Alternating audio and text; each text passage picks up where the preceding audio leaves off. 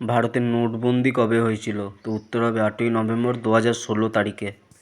2 নম্বর প্রশ্ন, পুলওয়ামা হামলা কখন হয়েছিল? 14ই ফেব্রুয়ারি 2019 তারিখে।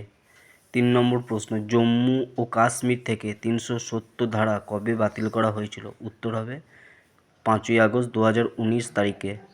4 নম্বর যে প্রশ্ন, রাম মন্দির বিষয়ে সিদ্ধান্ত কখন নেওয়া হয়েছিল? উত্তর হবে 9ই নভেম্বর 2019 তারিখে।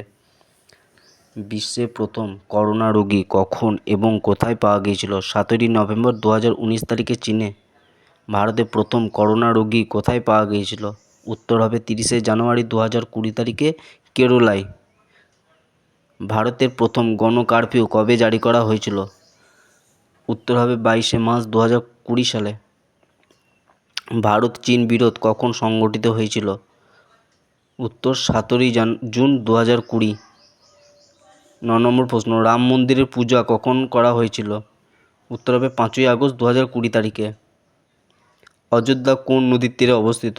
তো উত্তর হবে সরজু নদীর তীরে অবস্থিত অযোধ্যা।